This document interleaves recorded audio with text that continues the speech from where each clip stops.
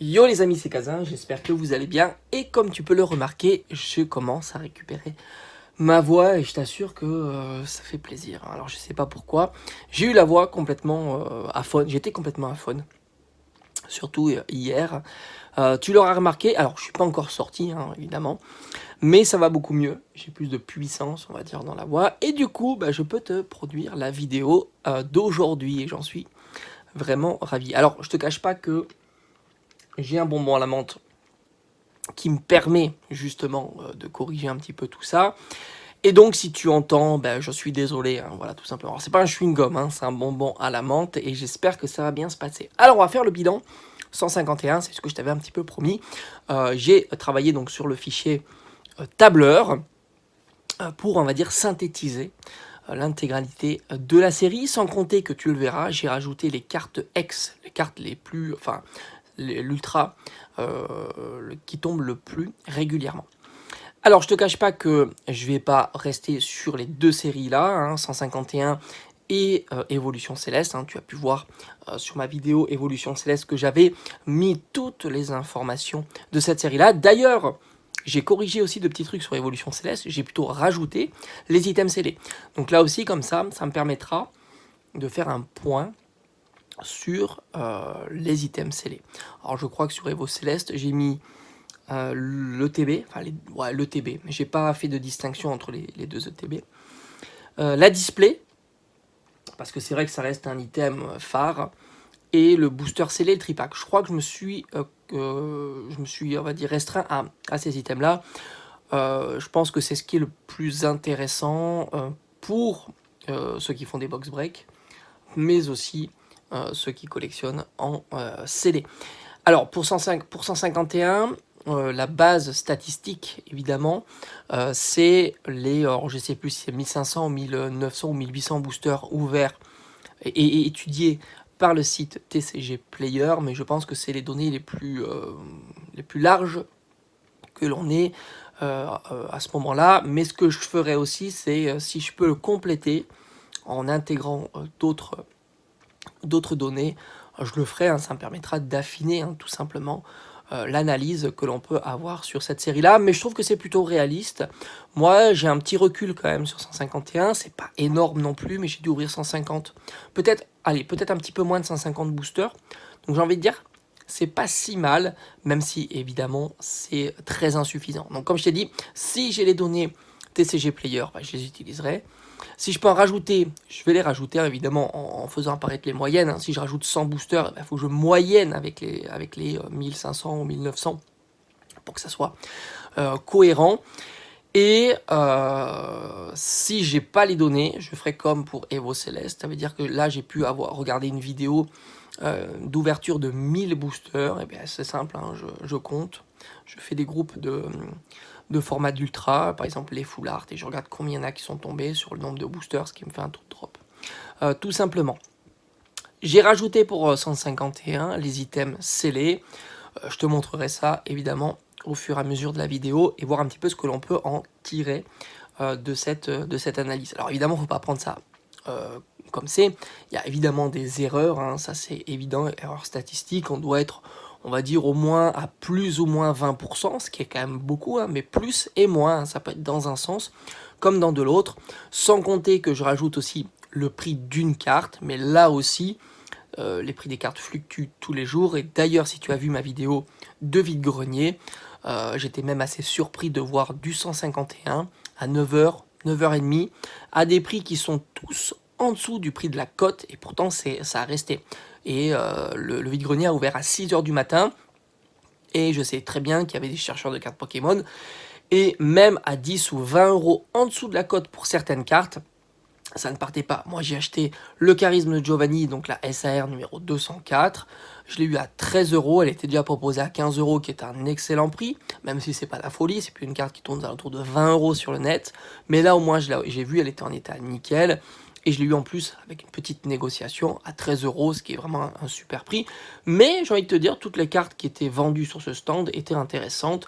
J'aurais pu avoir, il y avait même, je crois, du Roux Carnage SAR de EV3 à 10 euros. Franchement, très bon prix. Et puis tu retrouvais, je crois que c'était Reptincelle ou Salamèche à 30 euros la AR. ce qui là aussi est un excellent prix, et globalement toutes les cartes proposées étaient intéressantes. Donc tu t'aperçois que même sur du 151, ben ça commence un petit peu à la demande du moins par ma région commence un petit peu à affaiblir, ce qu'on ne voyait pas il y a quelques mois, évidemment. Donc les prix à prendre avec des pincettes et ça, mais ça te donne quand même une certaine vision des choses. Prochaine série que je vais faire en version tableur, ça sera EV3. C'est une série intéressante qui met à l'honneur Dracofeu dans Écarlate et Violet, qu'on peut trouver encore plutôt bon marché, et qui est assez petite et full setup sans trop de difficultés. Donc une série que j'ai bien envie de traiter, alors que j'ai déjà traité en vidéo, mais de rajouter des données bien chiffrées grâce à cette étude-là. Alors maintenant pour 151, alors je vais te montrer évidemment tous les encarts. À chaque fois que j'en parle, je te mettrai les encarts du fichier donc tableur. Donc j'ai mis les cartes X, chose que je n'avais pas mis la première fois, parce que je trouve que les cartes X sont quand même intéressantes. Il y a quelques cartes qui se détachent un petit peu, à savoir le Mew et le Dracofeu, qui se vendent aux alentours d'une dizaine d'euros. Et puis il y a quelques cartes aussi notables, comme le Florizard, le Tortank, qui pèsent un petit peu lorsque tu vas ouvrir des boosters, qui se situent aux alentours de 4 euros. Du coup, par conséquent, j'ai rajouté aussi le budget pour avoir toutes les cartes X, c'est à peu près 50 euros, enfin exactement 49 euros. La probabilité d'avoir une carte X, c'est 12,5%, c'est plutôt élevé, ce qui est très intéressant. Tu t'aperçois que justement, les cartes, elles tombent assez régulièrement. C'est évidemment la rareté la plus faible, ce qui explique aussi son taux le plus haut. Et c'est plutôt très cohérent. C'est ça qui est, quand on va regarder ensemble les différentes données que l'on a sur cette série-là, ça reste très cohérent. Si tu veux une carte X bien ciblée, on est à peu près 1%, un petit peu plus que 1%. Globalement, l'espérance, donc le retour que tu peux avoir juste sur ce format de carte, c'est 40 centimes. Donc je vais te dire 40 centimes quand tu penses que le booster est à peu près à 13 euros en ce moment, c'est pas exceptionnel, mais c'est la rareté qui tombe le plus souvent et elle apporte quand même un petit pourcentage sur ton ouverture. Après, on va dire qu'on va faire par rareté, on va considérer que la full art est moins recherchée entre guillemets que la AR. Mais tu t'aperçois qu'en statistique, la AR tombe plus souvent que la full art. C'est ça qui est assez intéressant. Mais on va le faire dans cet ordre-là. Donc la full art, une full art aléatoire, c'est un peu plus de 6%. Donc c'est pas mal.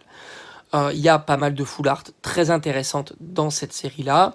Tu notes évidemment toutes les full art Pokémon. Ça c'est clair et c'est une particularité de cette série-là.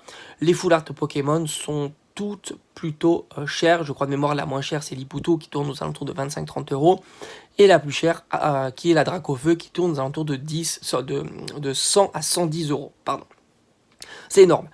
C'est énorme et de mémoire, je crois qu'on a rarement vu des cartes full art aussi chères. C'est ce qui fait une singularité de cette série-là. Et donc, par conséquent, la full art pèse dans tes ouvertures. Évidemment, j'ai mis dans les full art dresseurs, parce qu'elles comptent, évidemment. Malheureusement, c'est ce qui fait baisser à la baisse, qui fait baisser tout simplement la moyenne des full art, parce qu'on retrouve quelques cartes dresseurs, dont la plus recherchée est Erika, évidemment, qui tourne aux alentours d'une vingtaine d'euros. La moyenne, le budget total pour les full art, c'est à peu près 570 euros. Donc c'est plutôt pas mal. Et par conséquent, l'espérance entre les 6,45% et l'espérance que tu peux avoir, donc le retour que tu peux avoir, c'est à peu près 2,3 euros. Ce qui cette fois-ci n'est pas du tout négligeable. On avait vu que les cartes X c'était plutôt négligeable, 40 centimes. Là on est à 2,30 € sur un booster à 13 euros. Bon, tu me diras, c'est pas exceptionnel. Mais moi je me suis toujours fixé, alors évidemment c'est arbitraire, c'est moi qui me suis fixé ça. J'estime toujours que si je perds 50%, c'est plutôt raisonnable. Faut pas oublier que l'ouverture de cartes Pokémon, c'est pas fait pour gagner de l'argent. C'est fait pour se divertir, aller chercher les cartes les plus intéressantes, les plus rares que tu souhaites avoir, évidemment. Si ton objectif, c'est de minimiser tes pertes, il faut tout simplement acheter les cartes à l'unité. Et même si tu as un surcoût des frais de port, ça vaudra la peine, évidemment. La différence est telle que ça vaut la peine d'aller acheter les cartes à l'unité, sans compter que souvent les vendeurs en vendent plusieurs et par conséquent, tu allèges considérablement les frais de port. Donc 2,30 € pour les full art. Après, on a les AR. Donc là aussi, les AR, c'est 8,5%, donc ça tombe très régulièrement aussi, comprise entre les full art et les simples X. Les AR aussi sont toutes relativement chères, et la moins chère, c'est Monsieur Mime. Alors moi, je ne l'explique pas. Je pense que Monsieur Mime va progresser, comme on a vu avec Sac de Nœuds, Match Chopper. C'était des AR qui étaient plutôt un petit peu en retrait par rapport à d'autres. Donc, les AR sont plutôt chers. Alors, j'ai pris des prix, mais ça fluctue beaucoup. On va dire le Salamèche, Reptincelle, c'est celle qui se détache le plus, 50. Peut-être même un petit peu plus. J'ai mis le Bulbizarre, Air Bizarre à 40 euros, mais on est plutôt vers les 45, 50, ça dépend. Ça fluctue énormément. Toujours se positionner si tu souhaites acheter ces cartes-là en enchère. En règle générale, ça monte un petit peu moins haut. Faut pas sous-estimer les formats enchères, c'est là où tu peux faire les meilleurs achats. En vide-grenier, je te l'ai dit en début de vidéo, moi j'en ai vu beaucoup de ces AR, et pourtant des AR très populaires, je crois que c'était Reptincelle ou Salamèche, et le prix était très concurrentiel, on était bien en dessous de la valeur, on va dire classique, dont les ventes se réalisent sur cette série-là. Un budget total à peu près de 500 euros, et un espérance, donc un retour sur ton ouverture de 2,7%, de 2,7 euros. Et dis-toi que plus le pourcentage de drop de la carte est haut, moins il te faudra de booster pour tendre vers cette valeur-là, évidemment. Et c'est ça qui est intéressant dans 151, c'est que le taux de drop est plutôt intéressant. Il est plutôt sympa d'après les données que l'on a. On a une probabilité totale d'un pull rate d'une ultra, de la plus basique ultra jusqu'à la plus haute, de plus de 30%, ce qui est très intéressant. On est quasiment à une fois sur 3 de dropper une ultra rare. Alors évidemment, il ne faut pas se focaliser sur ses propres ouvertures. Là, on est sur des ouvertures de plusieurs milliers de boosters, ce qui explique une valeur plus précise que toi si tu ouvres 50, 100 ou 200, voire même 500 boosters. Évidemment. Maintenant, je suis persuadé que la valeur réelle n'est pas là, et comme je t'ai dit, on doit être à plus ou moins 20%, sans trop de difficultés, sur une barre d'erreur. Donc 2,7 euros, donc rappelle-toi, on était à 2,30 pour les full art, on est à 2,7, c'est plutôt pas mal. On est déjà à 5 euros, plus de 5 euros avec les cartes X. Les cartes Gold n'apportent quasiment rien, je les ai quand même mises parce que bon, elles sont là, je sais qu'elles ne monteront pas dans le temps. Comme je t'avais déjà discuté sur ma vidéo précédente, les cartes Gold, ça ne marche pas, et même sur 151, Mew reste à plafonner à 20 euros, ce qui est plutôt bon marché pour 151.